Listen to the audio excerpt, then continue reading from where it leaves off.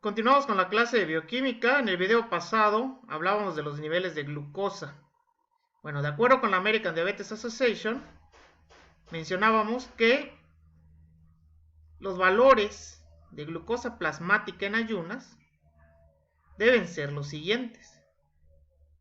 De 99 o menos miligramos por decilitro, pues consideramos un paciente normal. De 100 a 125 estamos hablando de prediabetes. Y un paciente que tenga 126 o más miligramos por decilitro en ayunas, en al menos 2 mediciones diferentes, pues vamos a considerar la presencia de diabetes. De igual manera, se puede considerar la glucosa plasmática postprandial.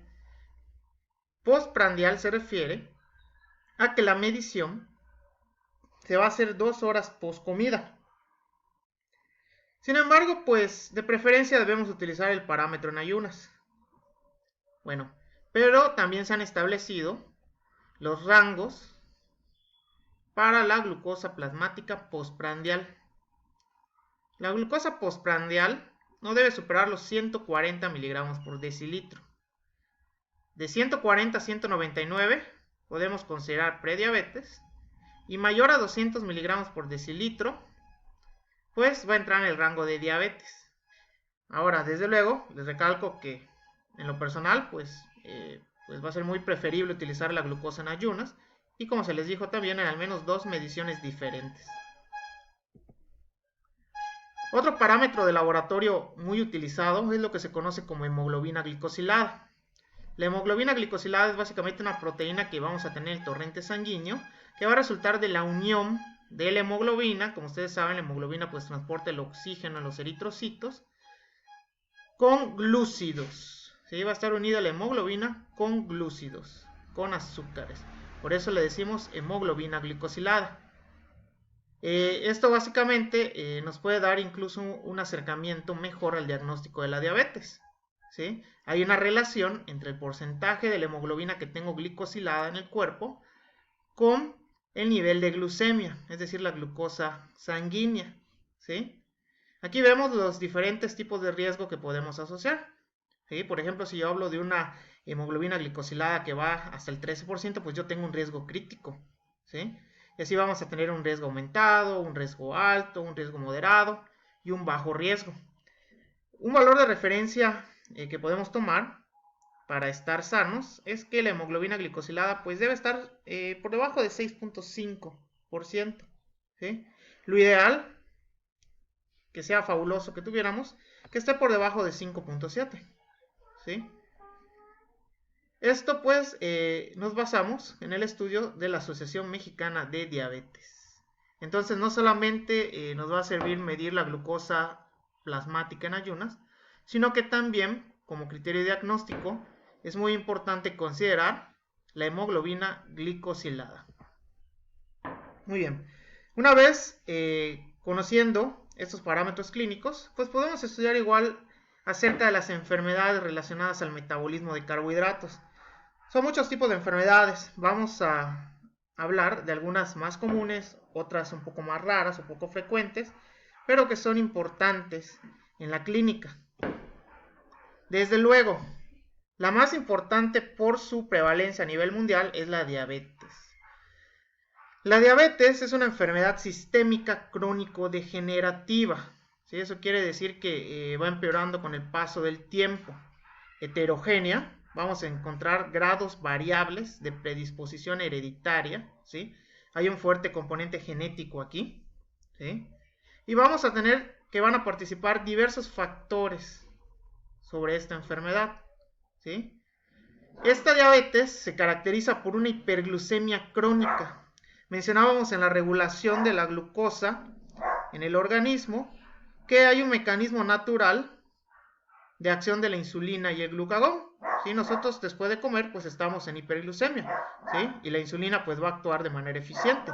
Sin embargo, aquí en la diabetes va a existir una hiperglucemia crónica debido ya sea a la deficiencia en la producción o en la acción de la insulina. y esto a su vez va a afectar al metabolismo de todos los macronutrientes, ¿sí? Eso quiere decir que a raíz de este problema metabólico a nivel de los carbohidratos, se termina generando una afección ya más integral, incluso hacia las demás biomoléculas. La diabetes para sus estudios se divide en diabetes mellitus tipo 1 y tipo 2. Incluso se puede hablar de diabetes gestacional, ¿sí? La diabetes mellitus tipo 1 es una enfermedad autoinmune. Es la que se conoce como insulino dependiente, ¿sí? En un pasado se le llamó también diabetes infantil, ¿sí? Esta es causada por una reacción autoinmune, en la que básicamente los sistemas del cuerpo, ¿sí?, el sistema inmune desconoce al mismo organismo y se van a atacar a las células beta, que son las productoras de insulina en el páncreas.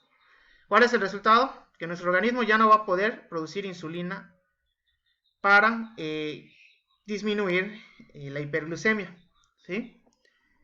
Básicamente el tejido pues queda destruido, no se produce la insulina. Desafortunadamente las personas que tienen este tipo de diabetes pues van a necesitar insulina artificial todos los días de su vida para poder controlar los niveles de glucosa en sangre. Sin esta insulina, simple y sencillamente, una persona con diabetes tipo 1 va a morir. La diabetes mellitus tipo 2 es la diabetes más común que podemos encontrar a nivel mundial y desde luego una de las principales causas de muerte en nuestro país. Es la diabetes que asociamos al estilo de vida, ¿sí? Por lo general ocurre en adultos, aunque en tiempos recientes ya se ha detectado cada vez más en personas más jóvenes, ¿sí? Aquí el cuerpo puede incluso producir insulina, pero va a ser una producción no suficiente, ¿sí? O bien, el cuerpo no va a responder a los efectos de esta insulina. A este mecanismo le vamos a llamar resistencia a la insulina, que va a ocasionar que la glucosa se va a empezar a acumular en el torrente sanguíneo, ¿sí? Y pues vamos a tener una hiperglucemia crónica. Esta glucosa no va a poder entrar a los órganos, a las células, para que pueda usarse como energía, ¿sí? Tenemos factores de riesgo implicados. Esta diabetes la asociamos al estilo de vida. ¿Cuáles son los factores de riesgo para la diabetes tipo 2? Obesidad, mala alimentación, inactividad física, edad avanzada, antecedentes familiares de diabetes. Si en su familia hay personas con diabetes, ustedes tienen mayor probabilidad de padecerla. Y desde luego, pues los diversos grupos étnicos. Entonces, comparando, tenemos que la diabetes tipo 1 es una enfermedad autoinmune, en la cual va a haber una falta total de insulina, ¿sí? Y los pacientes pues van a tener de por vida que inyectarse insulina artificial, así como estar pendientes de sus parámetros clínicos y tener una buena dieta. En la diabetes tipo 2, aquí el páncreas puede producir insulina, pero puede ser que no se produzca en suficiente cantidad o que el cuerpo, las células, no puedan reaccionar a dichos efectos, ¿sí? Aquí se suelen aplicar medicamentos de diversos orígenes. Por ejemplo, se pueden usar sulfonilureas, como por ejemplo la glibenclamida. Se puede utilizar metformina, glioglitazona, entre otros. Una dieta, desde luego, saludable, así como controlar sus parámetros clínicos, ¿sí? Hay una amplia gama de síntomas en un paciente diabético.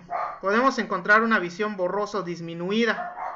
Y como es una enfermedad crónica, esto con el paso del tiempo puede ocasionar una ceguera, ¿sí? Una retinopatía diabética. Va a haber una sed constante, ¿sí? Hay una micción frecuente. Hay una debilidad muscular. Van a existir parestesias. Las extremidades se van a empezar a adormecer, ¿sí? De aquí surgen las famosas 3P, que nos ayudan, sobre todo clínicamente, a generar un diagnóstico para la diabetes. Es muy importante, definitivamente, los análisis de laboratorio, como lo es hemoglobina glicosilada, glucosa plasmática en ayunas, pero también debemos considerar las 3Ps, es decir, la polifagia. El paciente diabético va a tender a comer mucho, ¿sí? Polidipsia, va a tener mucha sed, y poliuria, ¿sí? El paciente diabético va a tener ganas de ir al baño, orinar a cada rato. Van a ver que son pacientes que suelen levantarse en la noche para ir al baño a cada rato, ¿sí? Estas 3 P's las podemos observar sobre todo a inicios de la enfermedad, ¿sí? Conforme pasa el tiempo, estamos hablando de una enfermedad crónica, si no se trata o si no se mantienen adecuadamente controlados los niveles de glucosa, podemos desembocar en complicaciones ya muy severas. Se pueden generar úlceras, ¿sí? En las extremidades inferiores sobre todo. Ustedes saben que hay daños a la microcirculación, por lo tanto los pacientes no sanan bien sus heridas y una pequeña herida se puede complicar al grado de que el tejido se vuelva necrótico y se tenga que amputar la extremidad, ¿sí? Puede haber una gangrena. Son pacientes susceptibles a infecciones en el tracto urinario, ¿sí? Aquí la glucosa pues, está en exceso en sangre y desde luego va a pasar por el sistema renal en demasía, causando un daño que incluso puede llevar a la llamada nefropatía diabética, ¿sí? Aquí ya un paciente con diálisis pues ya va a tener severas complicaciones, ¿sí? Lo podemos relacionar incluso con enfermedades cardiovasculares. Un paciente diabético tiende, conforme pasa el tiempo, igual a desarrollar problemas cardiovasculares, ¿sí? Suele haber hipertensión, problemas cardíacos. Esto se debe, como bien les mencioné, que la diabetes va a ser una patología que va a dañar a la microcirculación. E incluso en una condición de cetoacidosis diabética, el paciente puede llegar a un coma diabético y finalmente la muerte. Bueno, eso es en cuanto a la diabetes. Existen otras patologías muy interesantes. Tenemos el llamado síndrome metabólico. El síndrome metabólico va a ser la conjunción de varias enfermedades o factores de riesgo en un mismo individuo que van a aumentar la probabilidad de padecer una enfermedad cardiovascular, ¿sí? Es decir, vamos a tener un conjunto de factores de riesgo que van a presentarse al mismo tiempo en un paciente, ¿sí? Y que estos factores de riesgo, conforme pase el tiempo, van a incrementar la probabilidad de que nuestro paciente tenga un problema cardiovascular, ¿sí? ¿Cuáles son los factores o parámetros que vamos a tomar en cuenta para diagnosticar síndrome metabólico? Número 1, obesidad abdominal, ¿sí? El tejido adiposo que se acumula a nivel del abdomen, ¿sí? Nuestros límites en cuanto a la circunferencia de la cintura son los siguientes. Esto varía, déjenme recalcarles, dependiendo pues del país o la región. Bueno, en el caso de nosotros, pues los hombres no deben tener una circunferencia de cintura mayor a 90 centímetros y las mujeres mayor a 80 centímetros. Si sean hombres o mujeres, tienen arriba de esta circunferencia, consideren ya un punto por el factor de riesgo. Triglicéridos, los famosos triglicéridos. Los triglicéridos no deben sobrepasar los 150 miligramos por decilitro en ayunas, un adulto sano. Si presentamos un parámetro arriba de esto, tenemos otro punto para síndrome metabólico.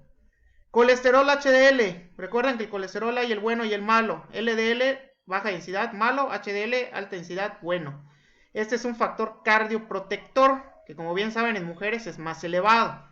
Hombres, lo recomendable, ¿sí?, es que su HDL pues no sea menor a 40 miligramos por decilitro. Mientras que en las mujeres, como tienen un factor protector extra, este no debe ser por debajo de 50 miligramos por decilitro, ¿sí? Estamos hablando del colesterol bueno, colesterol asociado a la lipoproteína de alta densidad, que va a quitar los remanentes de colesterol que quedan en las arterias, ¿sí? La tensión arterial, un parámetro súper importante, ¿sí?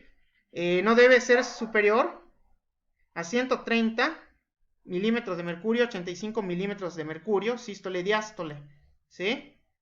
Cualquiera de estos parámetros que se vea alterado podemos considerarlo un punto más para el síndrome metabólico.